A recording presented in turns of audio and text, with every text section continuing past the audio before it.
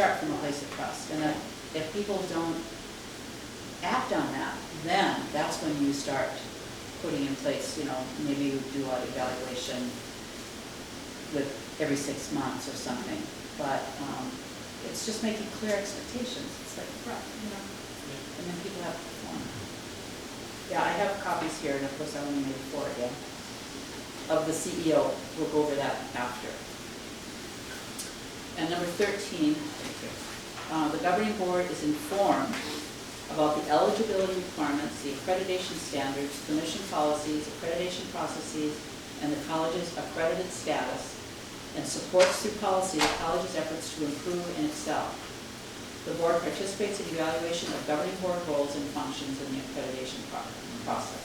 So this is something that, especially for those of you who are new, this is a whole new ballgame, this whole accreditation process. And so I really would like to have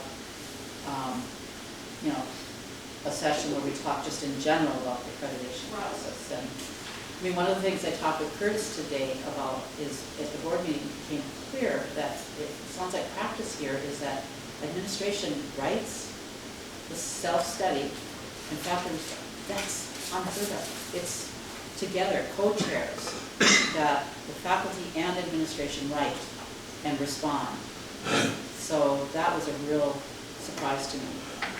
That would have avoided a lot of the concerns that we had the last time. Yeah, well, yeah, because I know faculty takes time to do this because obviously everybody's busy. But, so that's something that I'm sure you're very interested in, the faculty, is that dual role of. I think it used to be different. I think that we may, in the past, have done it. I'm not sure of this, but I think that this might be a new way, this time, the way it's being written. Well, I would think that faculty really want, well, they need to have involvement. The other thing that I was talking to Curtis about is that rather than, every 6 years, or if you have sanctions every 2 years, having to prepare for accreditation, we don't want that. You embed it in your ongoing shared governance processes. So you have a district council. You have embedded in that all the accreditation. So it's just ongoing. It's just part of your, everyday breathing. Exactly. So you don't, because it really is good practice. That's really what it is good practice. So. All right. So do you want to look at the CEO's role? Would that be helpful? Or sure. Okay. I do get really excited about this stuff because it is just the heart of who we are and what we're doing. I do. I have my goals when I go there. I love what we do. I really do. I love our colleges. They're just, you talk about value added to people's lives. Harvard students that come there have, they're always achieving. We get people who often haven't had success in an academic environment, and we change lives. It's just. Jane, one time we had a presentation to the board from some of the students. Someone was, setting it all up, and then they had various students come. Some of them were single moms. I remember this one student had been living out of their car, and just, different stratas. Yeah. It was incredibly touching, and I believe, for myself, I believe the entire board, it made you so proud of what was happening in the lives of students and how it literally changed them. Some, well, many probably, but were first-time students, in their family, first-time college students. Yeah. It's just very touching. Yeah, one of the things we were talking about was there's a program called CalWorks, and it's for single mothers, and there is somebody and fathers, absolutely. We have a student worker who's a CalWorks person, and But I'm not a student for I just let you know right there. Oh, what? You missed full disclosure. I'm a single parent. Oh, I love it. Front page. Oh, that is great. Anyway, student workspace can be such an incredible experience for students because they're gaining something for their resume. It's another support system in place, and so that's something that we were talking about, and how robust is your student worker program. Okay, so the institutional chief executive officer has primary responsibility for the quality of the institution. The CEO provides effective leadership in planning, organizing, budgeting, selecting and developing personnel, and assessing institutional effectiveness. Number 2, the CEO plans, oversees, and evaluates an administrative structure organized and staffed to reflect the institution's purposes, size, and complexity. The CEO delegates authority to administrators and others consistent with their responsibilities as appropriate.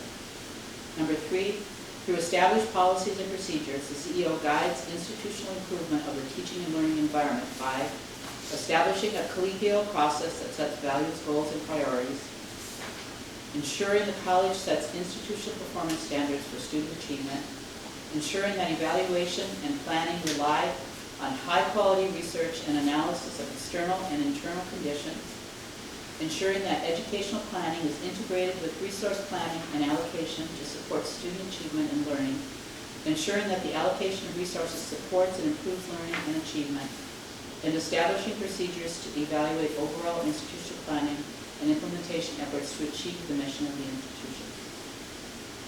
The CEO has the primary leadership role for accreditation, ensuring that the institution meets or exceeds eligibility requirements, accreditation standards, and commission policies at all times. Faculty, staff, and administrative leaders of the institution also have responsibility for assuring compliance with accreditation requirements. The CEO assures the implementation of statutes, regulations, and governing board policies, and ensures the institutional practices are consistent with institutional mission and policies, including effective control of budget and expenditures.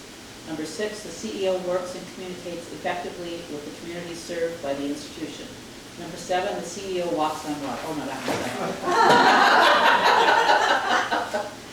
was So, in a multi-college district, there's a level of complexity. Yeah, because I am the CEO, but I delegate the responsibility of the 2 institutions to the presidents, who then have, but we have some things that are centralized, like HR is centralized. I think security and safety is centralized. Facilities are sort of centralized, and I think one of the things that's always important for us to look at is, does it make more sense to keep it centralized, or should it be decentralized? Okay.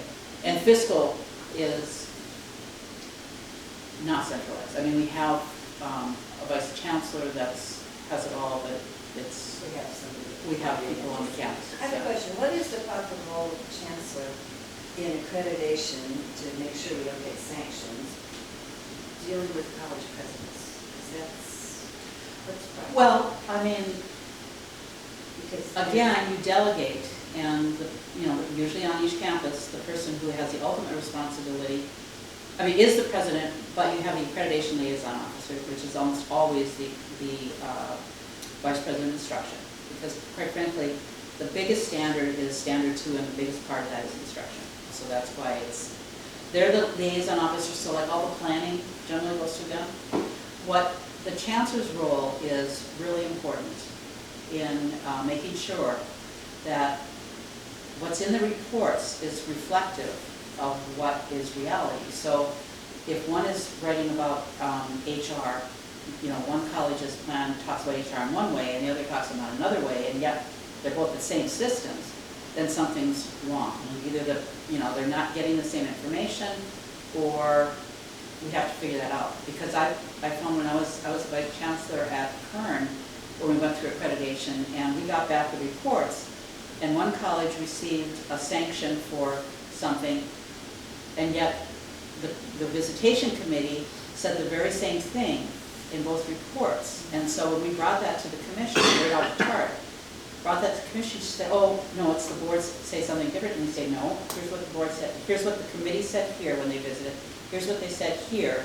And so they remove the sanction because we could show it. Now, that doesn't happen I very was often. gonna say, good. But, job. you know, I mean, you have to make sure the colleges are the ones that are being accredited. But you do keep an eye on it. Oh, of course, yeah, I want to know what's happening.